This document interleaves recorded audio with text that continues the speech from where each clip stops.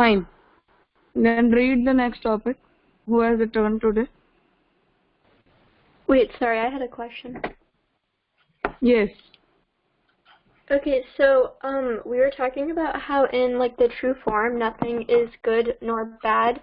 So I was like confused about like if somebody can like does a sinful act, like something that is harmful to another person, is that technically not considered good or bad in like the real form, despite the fact that it was like a bad act?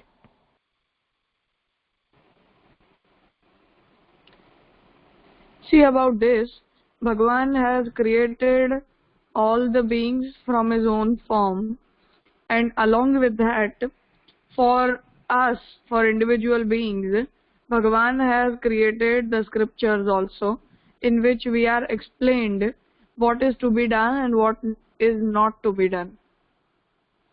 So, technically, I mean, when we are talking about being a particle of Brahma, technically we are pure. I mean, as a form of Brahma or as a particle of Brahma, we are completely pure and we are a form of Brahma. We are not distinct from Brahma.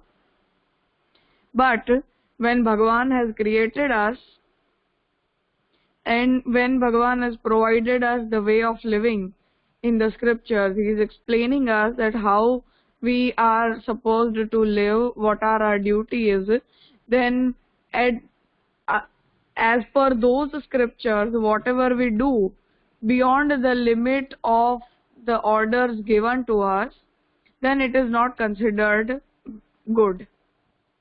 So it is totally a bad behavior and we are a sinner for doing so.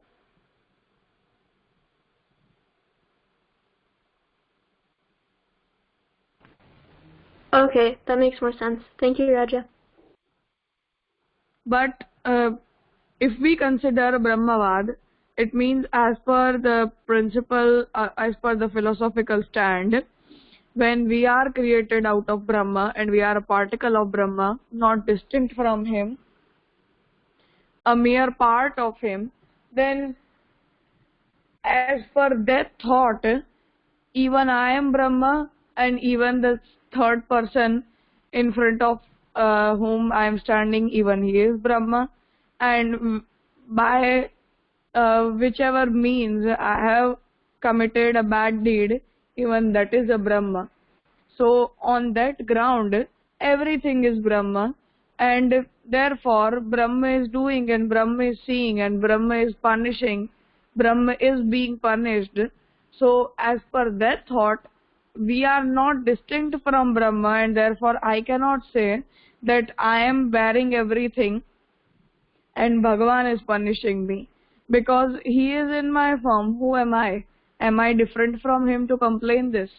So on that ground, everything is Brahma, and therefore whatever is being done by Brahma himself.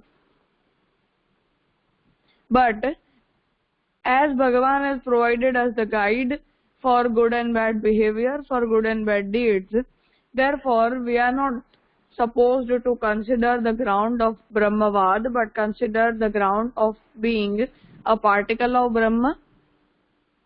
And as Bhagavan has provided us the way of living, so we are supposed to follow that way.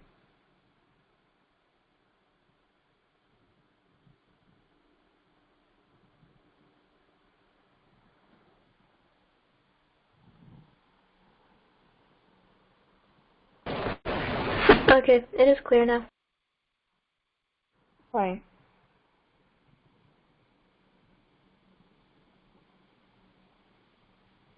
Anything else?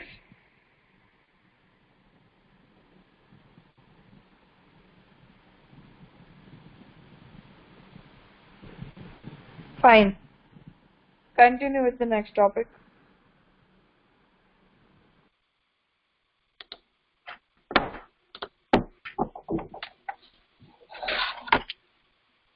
Here we should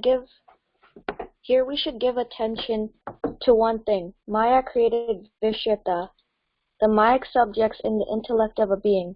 Maya does not play any kind of mischief with the objects of the universe. The universe has been made by Brahma and of Brahma.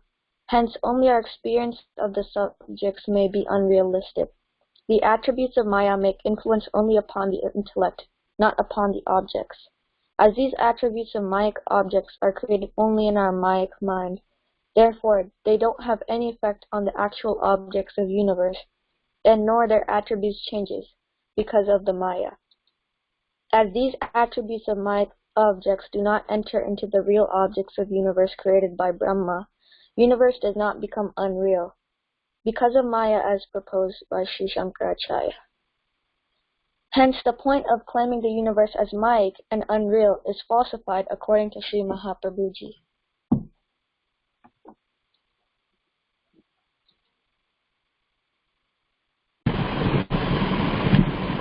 Can you explain what does this mean?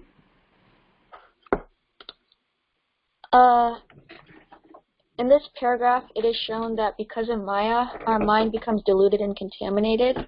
Only our experience of the subjects is unrealistic. Because the universe is made by Brahma of Brahma, we're the ones experiencing it falsely. Hence, Mahaprabhu claims that the universe is Mayic to be false, negating the theory proposed by Sri Shankaracharya. Fine. So, as we understood yesterday, that we are influenced by Maya, not the universe is created by Maya. It means, as we had understood before, the stand of Shankaracharya, that as per Shankaracharya ji, Brahma is influenced by Maya, and under the influence of Maya, Brahma starts believing that he is the creator of the universe, and under that influence of Maya, Brahma creates the universe, and therefore the whole universe is created by Maya on the ground of Brahma. It means, as I had given the example before, that Maya is like a mirror and Brahma is standing in front of the mirror of Maya, and he is watching his reflection in the mirror of Maya as the universe. So Brahma starts considering, under the influence of Maya, that I am the creator of the universe is created out of him, and all these are forms which are created by me. But actually this is not true, but this is happening under the influence of Maya, and therefore the whole universe is unreal, like a dream, and it is a long dream which is seen by Brahma himself. And when Brahma will be out of the influence of Maya, the universe will be destroyed. This is how Shankaracharya ji has explained the theory of Mayavad, the theory of creation of the universe. And as per him, the universe is not real, universe doesn't exist, universe is unreal. But on the other side, Sri Mahaprabhu ji takes the stand that the individual beings, the Jivatma, are under the influence of Maya and not Brahma. Secondly, as we understood yesterday, that Maya is not an independent power, but Maya is the creation of Brahma himself. It means Brahma has created the Maya, and Maya is the power of Brahma. And therefore, as per our consideration, Brahma is not under the influence of Maya, but we are under the influence of Maya. So, on the ground of the universe, we start considering the objects to be good and bad, and to be your and mine, and whatever sort of adjective we add to the universe created by Brahma, that is Maik, that is Sansar, which is false, not the Jagat, because it is the form of Brahma himself. So, as per Mahaprabhuji, the chair is not false, but my prejudice and my consideration regarding the chair, or my ownership of the chair, is false. Or my mamatva, minus regarding the chair, is false, because technically, philosophically, chair is the form of Brahma, it is not of my ownership. So, for Mahaprabhuji, the sansar is unreal, not the Jagat. The universe is created by Brahma himself, and each and every object we see around us is the form of Brahma. So it is not false, it is not unreal, but our consideration and our prejudice regarding the Jagat is false. It is wrong that I start considering the chair to be mine, I start considering some person to be good or bad, etc. So this is the major difference between the thought of Shankaracharya and Mahaprabhuji.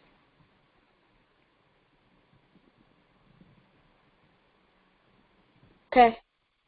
Any Okay, question? I understand. Yes? Fine. Any question? Yeah, I have a question. So, so you explained that since the samsara is false because we attach our possession and prejudice to every single object, but when you overcome this and overcome this mamta, this minus, then how are you supposed to have a relationship with every single object in this universe? Like how can you describe the relationship between the objects if you don't have the feeling of like any type of possession? So how are you supposed to regard this relationship? See, this doesn't mean that we have to stop living. For example, in our behavior, we have to manage the things by considering ourselves as the owner and all the materials as of our ownership. We have to behave the same way, but mentally we have to be free of the attachments with all the objects. This is what it means is. It means mentally we must not get affected because of any of the happenings in the universe, but on the behavioral pattern, we have to manage our behavior as it happens in the world. There is no need to be detached on our behavioral ground. It can be done if you are taking sannyas and leaving your house, but when we are in the house, when we are living a family life, we have to manage our behavioral pattern the same way. But it doesn't mean that we get so much attached to the objects that we start feeling the happiness and sadness in consideration to those objects. Gee, I understand.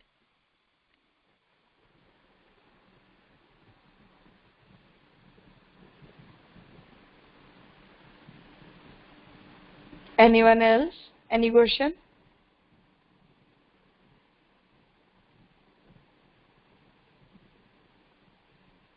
Fine. Continue reading. Being Brahmatmic of the nature of Brahma, the universe is real. We have been able to understand the scriptural doctrine by the narration up to this extent. However, at various places in scriptures, we come to see narration such as, all this is untrue, all this is false, all this is illusion. How can this contradiction be resolved? In reality, there is no kind of contradiction in the scriptures. However, the contradiction that is seen is due to a serious mistake. To understand the universe and the Mayic world to be one and the same, the universe and the Mayic world are two different things. Should I summarize?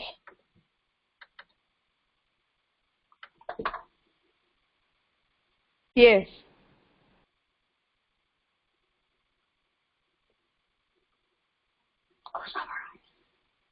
Yes, summarize this much. In this paragraph, it's saying that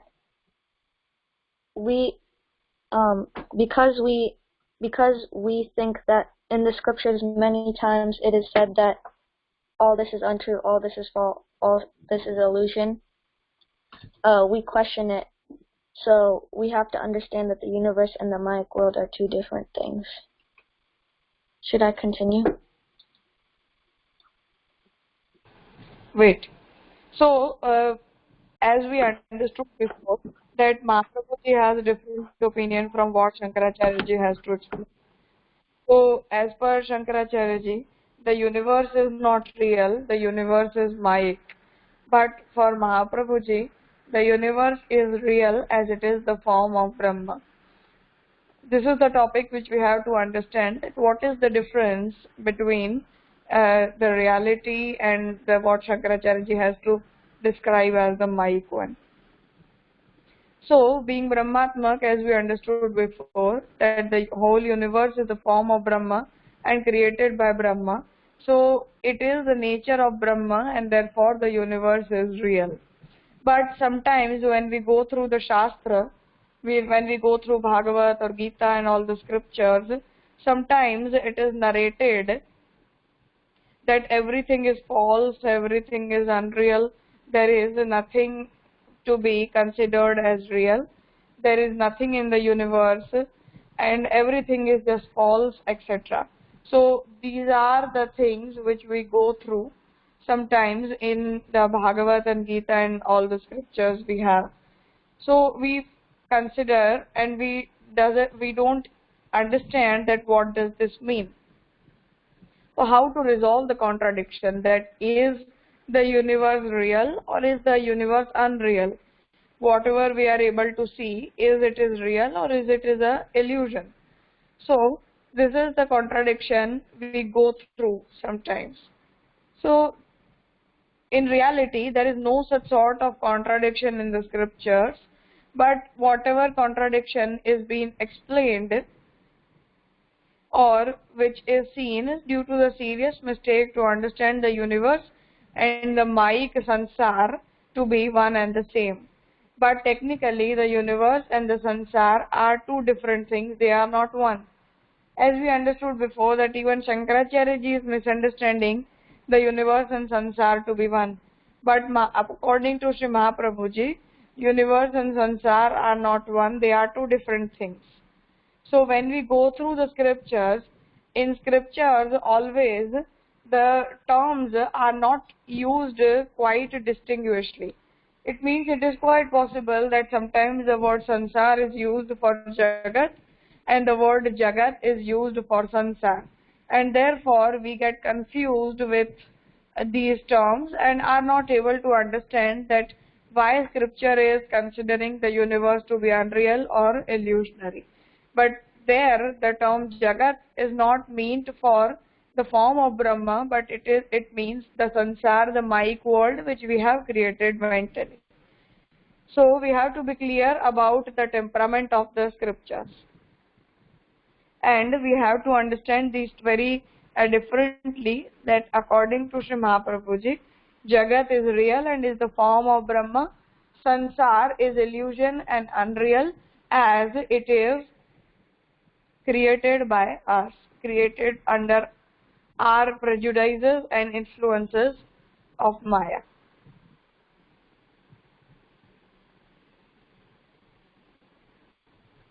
Yes, you may continue. The universe is the inanimate creation with names, forms, and actions manifested from the attribute of Sat, existence, with the concealment of Brahma's attributes of Chaitanya, consciousness, and Anand, bliss, limitlessness. The universe being Brahmatmic, evolved out of Brahma, is real. The universe can never be untrue and false.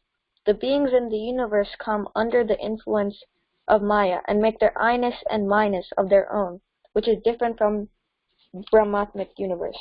Such world having the nature of I-ness and my-ness is called samsara, the Mayic world.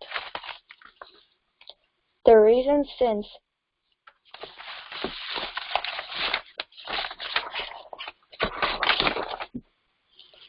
universe is true and real as Brahma himself is. I-ness and my-ness are also true, but samsara, the Mayic world, which the being has made by combining it with the universe, and I-ness, my-ness is false. Under the sway of Maya, the being has thrust Mayic attributes upon the universe. These Mayic attributes present before a being a new world, which is different from the universe. That Mayic world characterized by I-ness and my-ness of samsara carried the being far from reality. It entangles the being into the I-ness given by Bhagavan.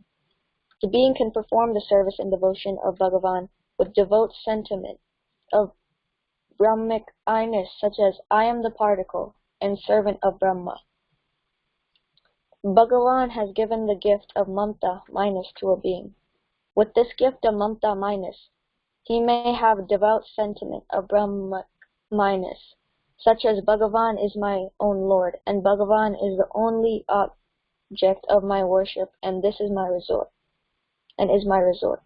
Instead of making such virtuous use of I-ness and minus, the universe which Bhagavan has manifested for his own sport is treated by beings with selfish sentiments like I, my, yours. Such misapprehension has been caused by Maya. The beings whom Bhagavan has manifested as a part of his Pushti sports, having been involved in Pravahi Leela of worldly desires only, and play the sports by themselves in the world instead of adapting themselves to Pushti Leela of Bhagavan, because of their might, I-ness and minus. The I-ness and minus that are endangered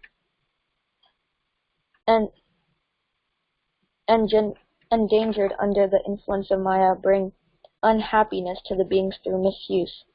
Hence, in order to make such beings conscious of their true duty, samsara, the Mayic world characterized by I-ness and minus is called false and elusive in scriptures. These words are not used for abusing the universe created by Brahma himself, using himself as material as misunderstood by other philosophers. The universe is the playground of Bhagavan. It is not distressful. Every individual soul should know the divine form of the universe and should decide his own duties to be done in the universe.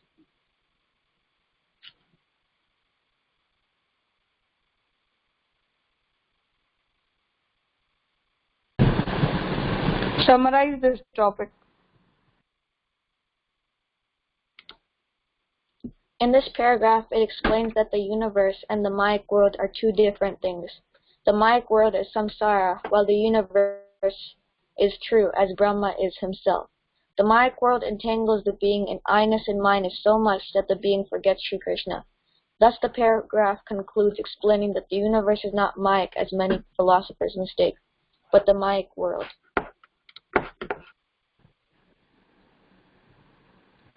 Fine. So, as we understood before, that we are under the influence of Maya with the wish of Bhagavan himself, and Bhagavan wants to have a play. It means he is enjoying our behavior, he is enjoying our considerations, our feelings, and etc. And therefore, a good play and a good sport is going on because of being influenced under Maya. But when we want to be free from all these and become a part of Brahma, when we want to attain Krishna, we can make good use of that same I-ness and minus. So as in Pushti Marg, we understood that by Tanuvittaja Seva, the concept of Seva is explained by Mahaprabhuji, we are asked to divert our I-ness and minus towards Bhagavan. So the nature of I-ness and minus has to be changed. When we have the I-ness and minus regarding the world, regarding the sansar, which attaches us to the worldly objects, it is harmful to us. But the same I-ness and minus, if transferred into being related with Brahma, with being related with Bhagavan, that I am the servant of Bhagavan and Bhagavan is my master. So this I-ness is appreciated. It helps us to attain Sri Krishna. Same way, I belong to Bhagavan and Bhagavan belongs to me. Whatever I have, it means my house and my wealth and my family, everything is for the sake of service towards Bhagavan. It is for the seva of Bhagavan. This minus is appreciated. It helps us to attain Bhagavan fastly. So this is what we have to understand here, that I-ness and minus are not condemned. Those are the powers given to us. But when the beings misuse those I-ness and minus for attaching themselves with the objects of the universe and not with Bhagavan, that attitude of us harms us and makes us away from Bhagavan. So the sansar, which is created under the influence of Maya, when we start considering the worldly objects to be mine, to be of my ownership, to be related to me, and therefore we start feeling happiness and sadness related to those objects. That is condemned by Sri Mahaprabhuji, and therefore that sort of attribute of us, that sort of prejudice of us is known as sansar, and that feelings of mine, whatever I feel because of those, are elusive, it is not real. Because technically the chair is the form of Brahma, it can neither be good nor be bad, it can neither be useful, it can nor be useless. Whatever sort of feeling we have regarding any of the object of the universe is elusive and unreal. But this universe is created by Bhagavan and everything is a form of Brahma. This is the reality, this is the philosophical reality. So, Sansar and Jagat are two different concepts. We have to understand these two things distinguishedly, and we have to dilute our R minus and I-ness and must not relate it to the objects of the universe, but must try to relate it with the Brahma. That Brahmic I-ness and minus, which is related to Bhagavan, helps us to attain him fastly and dilutes our universal I-ness and minus. This is what Mahaprabhuji has to say. Here we are done with the Prapanch Vivek, the first chapter of Prameyratnasangrah. The next chapter is regarding the form of Jivatma, regarding the form of individual being as accepted by Sri Mahaprabhuji. We'll be going through the second chapter from the next week. Till then we have some time. If go through the whole chapter in detail, read out the whole chapter. If you people have any questions regarding the whole chapter we have understood, we may take those in the next week. And we will be having a presentation from your side. After being done with the chapters, I want all of you to present the subjects of the Prapanch Vivek. Give me the names, I will be dividing the subjects. You people are supposed to present the whole chapter of Prapanch Vivek, and after that presentation, we'll go through the next one. First of all, read out the topic and ask me if there are any questions. After that, we'll have the presentation, and after the presentation is done, we'll start the next topic.